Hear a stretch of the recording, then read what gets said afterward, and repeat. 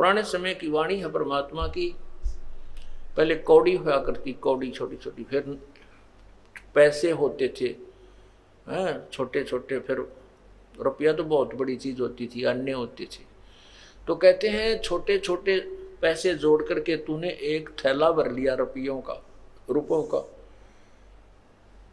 और जाते समय तेरे साथ कुछ भी नहीं चला।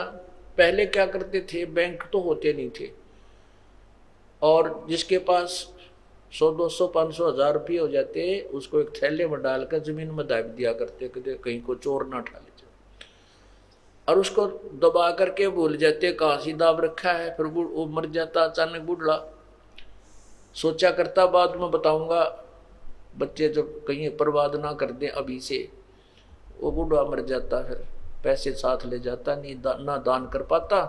फिर उसको मरते समय याद आती को होते रहे तो पैसे दब रहे थे यहाँ पर, बता वो सकता नहीं, क्योंकि उसकी जुबान बंद हो जाती है। जो भक्ति नहीं करते अंत समय में उस प्राणी की जबान बंद करता है ये काल के दूत आकर के, कहीं यू राम नाम ना ले ले। अंत समय में कहीं इसको कोई भगवान की याद ना दिला दे, इसका जुबान बंद कर देता है, और उसकी वृत्ति इतनी प्रबल परिवार में फंसा देता है। कभी लड़के को देखता, मेरे मन में बोल नहीं सकता मेरे छोटे बेटे का क्या होगा, उसका तो एक मकान भी ना बना है, उसका तो ऐसे भी नहीं है। मतलब इस तरह की वृत्ति में वो उड़झ पुड़झ करके, और उसको वहीं वापस पशु पक्षी बनाकर भेज देता है काल। जिसमें ये प्राणी जो भक्ति नहीं करता उसकी मृत्यु होती है, देखना कैसे होती है।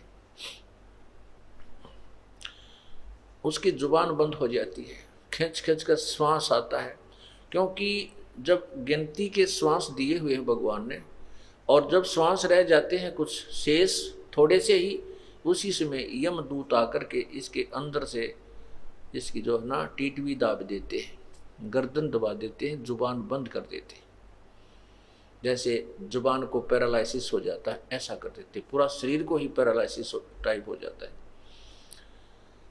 और फिर वो गिनते हैं उसके श्वास कितने शेष रहते हैं इसके, वो फिर खींच खींच कर सांस लेता है, तो वो गिनते रहते हैं, अब इतने रह चुके हैं।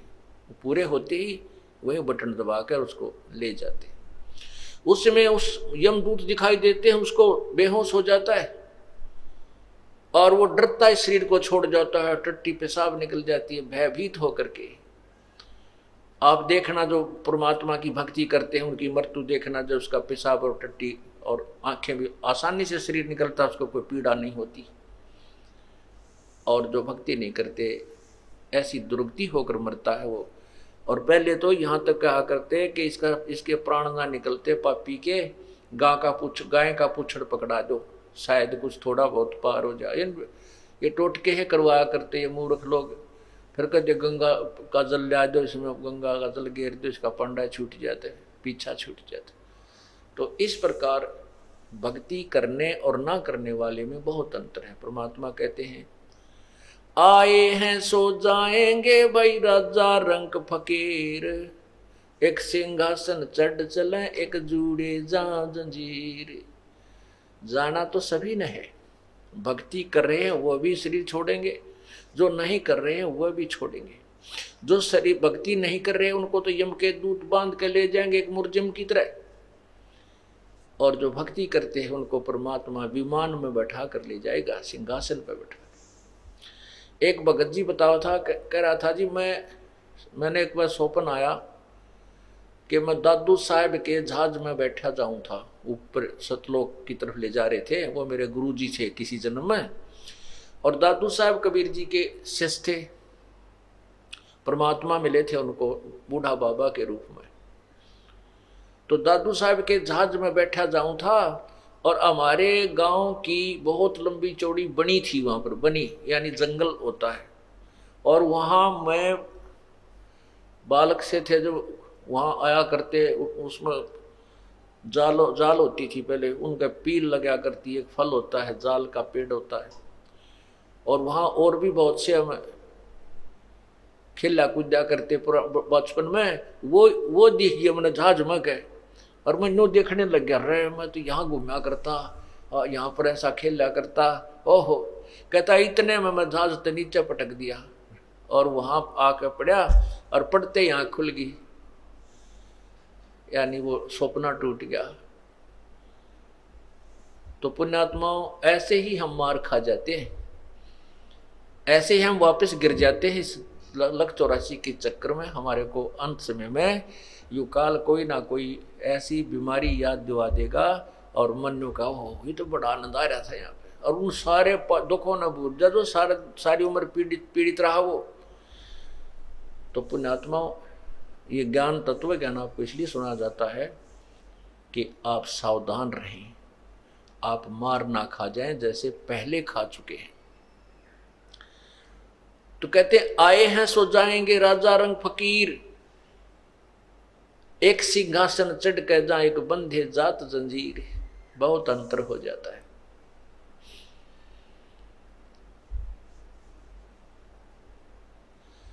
तो इसलिए क्या क्या कहते हैं परमात्मा के,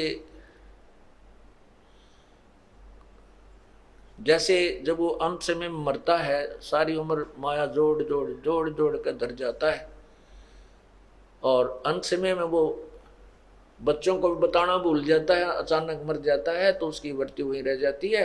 फिर वो सर्प बन का आता है और सर्प बन की जूनी धार करके वहीं घर में घुसता है जहां उसने वो धन दबा रखा होता है, वहां ढूंढता फिरता है।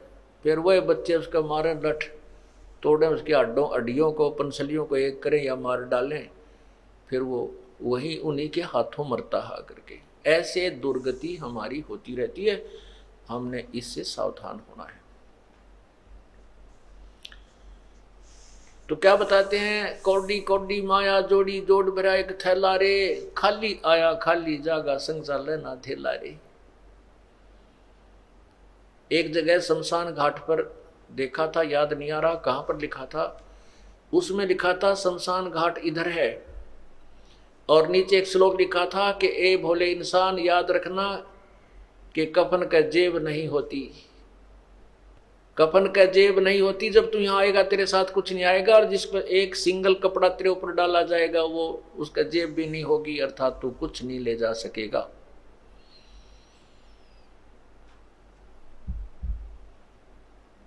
फिर क्या बताते हैं, मात पिता तेरा कुटुंब कबीला, यो कोई दिन का मेला रे।